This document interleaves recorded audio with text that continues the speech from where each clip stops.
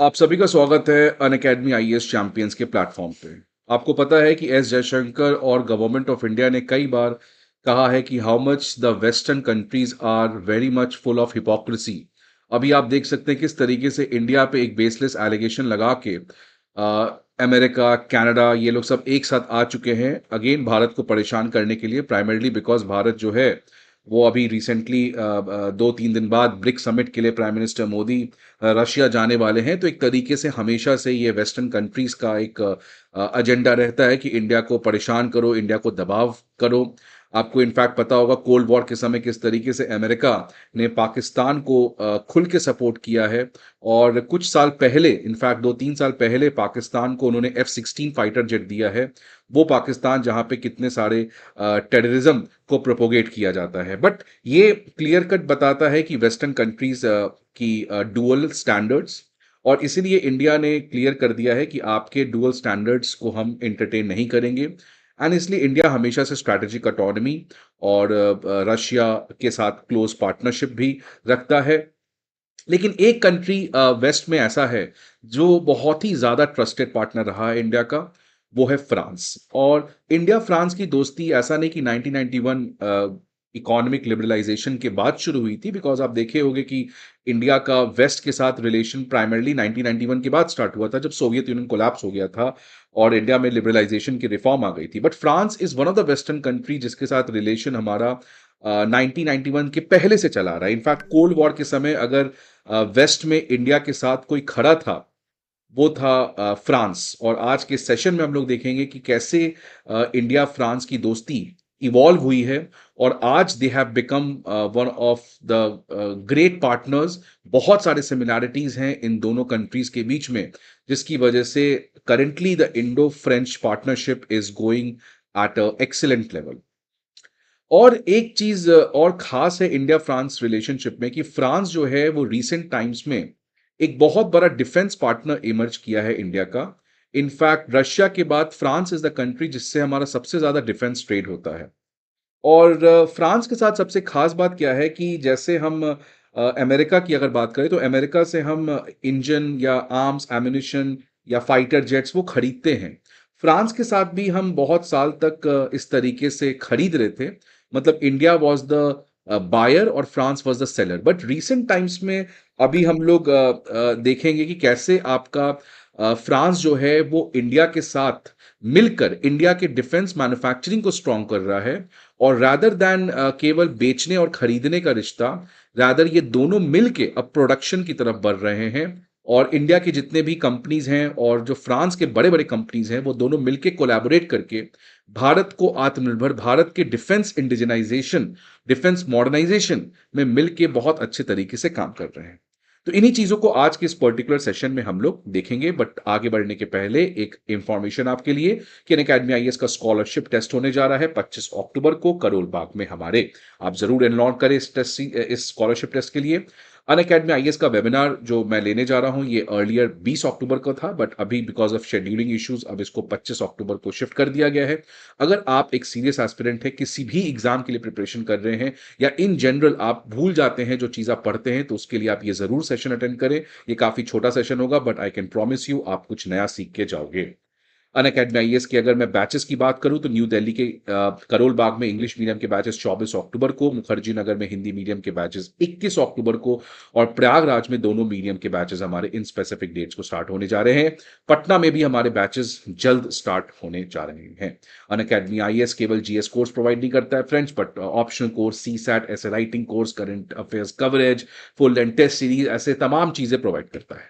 इन सारे इंफॉर्मेशन के लिए आपको हमारे अनअकैडमी आईएएस की ऑफलाइन ब्रांचेस पे विजिट करना होगा, या नहीं तो आप हमारे ऐप को डाउनलोड कर ले, यहाँ पे आपको सारे इंफॉर्मेशन प्रोवाइड किए जाएंगे। अब let us talk first of all basics. तो बेसिक सबसे बड़ा क्या है कि एक ही वेस्टर्न कंट्री है जो इंडिया के साथ हमेशा खड़ा रहा है।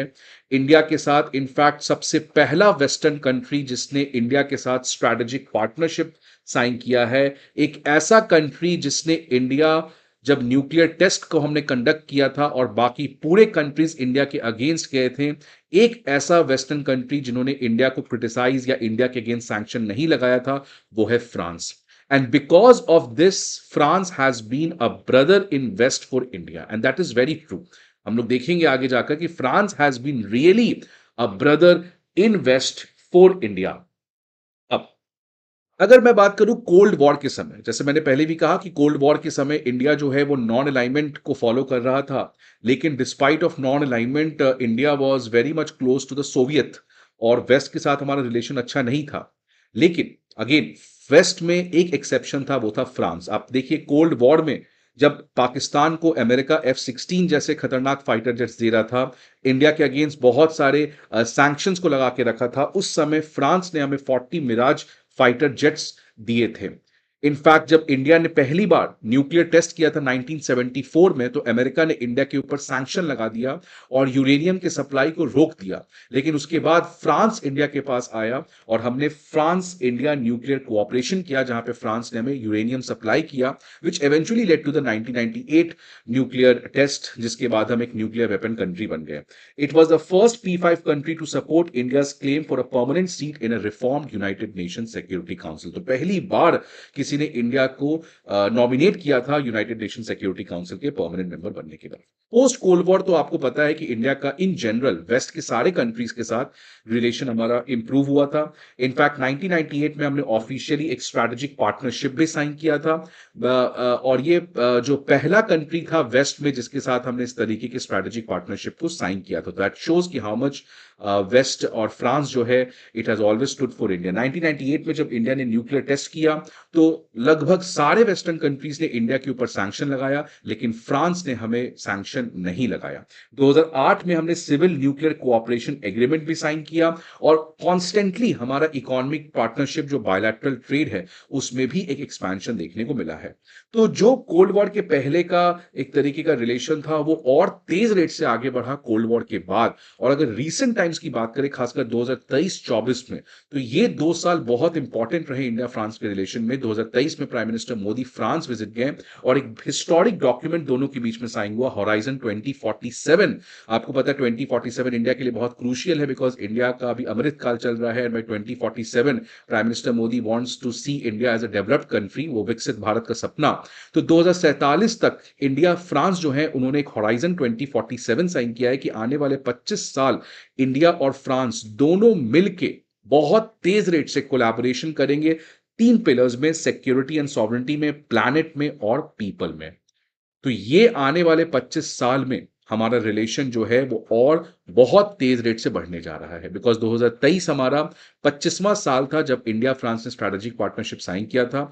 अब 2023 के बाद जो 25 साल होने वाला है उसमें इंडिया फ्रांस के रिलेशन में और तेजी देखने को मिल सकता है। 2024 में आप देखिए फ्रांस जो है, जो मैक्रोन साहब हैं वो रिपब्लिक डे में इंडिया विजिट किए, और यहां पे भी अगेन बहुत हिस्टोरिक कोलैबोरेशंस हुआ। India and France have announced a defence industrial road map for cooperation on defence production, co design and co development of military hardware and space cooperations. इसमें सबसे खास बात जो मैं पहले भी कहा कि फ्रांस जो है वो अब केवल इंडिया को सामान बेचना नहीं चाहता है, डिफेंस इंफ्रास्ट्रक्चर बेचना नहीं चाहता है, रादर दे वांट टू को डिजाइन एंड को डेवलप। ये सबसे खास बात है कि फ्रांस जो है वो अपने टेक्नोलॉजीज को अब इंडियन कंपनीज के साथ शेयर करना चाहता है, and that was the key outcome of Macron visit for Republic day in India.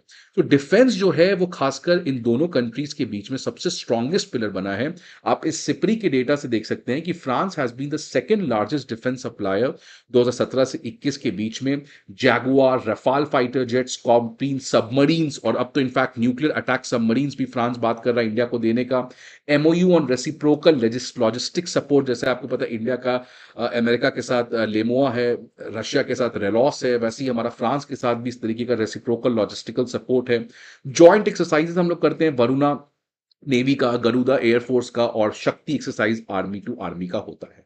लेकिन ये सबसे इंपॉर्टेंट चीज है जिसके बारे में मैं फोकस करना चाहता हूं कि अनलाइक ब्रिटेन, अनलाइक अमेरिका जिससे हम केवल चीजें खरीदते हैं, वो एक जो बायर सेलर वाला रिलेशन है, अब इंडिया फ्रांस जो है वो एक बायर सेलर रिलेशनशिप से बढ़कर इन्वेस्टर इन्वेस्टी रिलेशनशिप में जा रहे हैं, जहां पे फ्रांस जो है वो इंडिया में केवल सामान बेचेगा नहीं बल्कि इंडिया के कंपनीज में इन्वेस्ट करेगा, so that make in India का जो सपना जो प्राइम मिनिस्टर मोदी देख रहे हैं उसमें और थोड़ा तेजी हो सके। तो इसीलिए ये दोनों कंट्रीज जो हैं वो अब एक तरीके से को डिजाइन को डेवलपमेंट वे की तरफ बढ़ रहे हैं। जैसे आप एग्जांपल देख सकते हैं, फ्रेंच स्कॉर्पिन कन्वेंशनल सबमरीन्स, इसमें भी इंडिया में ये चीज, ये जो सबमरीन है ये इंडिया में बनाया गया था। क्यों? बिकॉज फ्रांस की जो कंपनी है उसने टेक्नोलॉजी ट्रांसफर किया था।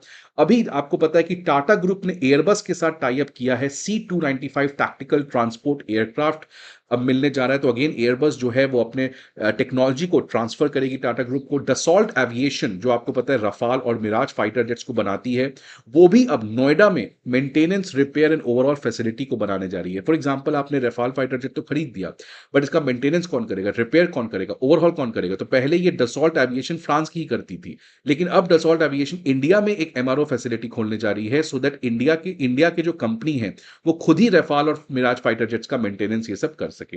Hindustan aeronautics limited Safran helicopter engine के साथ टाई अप कर रही है, जहां पे अब इंडिया में हेलीकॉप्टर इंजन बनने जा रहे हैं। और रीसेंट बहुत ही लेटेस्ट न्यूज आया था कि जो साफरान है वो बहुत ही सबसे इनफैक्ट क्रिटिकल जो एक मैन्युफैक्चरिंग फैसिलिटी होता है किसी भी डिफेंस इंफ्रास्ट्रक्चर के लिए, वो होता है इलेक्ट्रॉनिक्स का। So defence electronics manufacturing facility Safran जो है वो पहली बार फ्रांस के बाहर इंडिया में स्टैब्लिश करने जा रही है। तो ये एक तरीके से बताता है कि इंडिया फ्रांस के रिलेशनशिप में कितना ज्यादा एक ट्रस्ट है, बिकॉज फ्रांस जो है वो अपने क्रिटिकल टेक्नोलॉजीज को अब इंडिया में ट्रांसफर कर रही है। और जितनी भी बड़े कंपनीज हैं, डसॉल्ट एविएशन, साफरान, एयरबस, जितनी भी फ्रेंच कंपनीज हैं, और इनफैक्ट ये तो केवल मैंने डिफेंस की बात की, इनफैक्ट इंडिया का जो नेशनल सुपर कंप्यूटिंग मिशन है उसमें सुपर कंप्यूटर्स में भी सपोर्ट फ्रांस कर रहा है। तो फ्रांस जो है, it has emerge one of the trusted partner in terms of the critical technology which India desperately needs. Now, what are the reasons? अगर मैं आपसे पूछूं कि क्या reasons हैं कि इंडिया फ्रांस की दोस्ती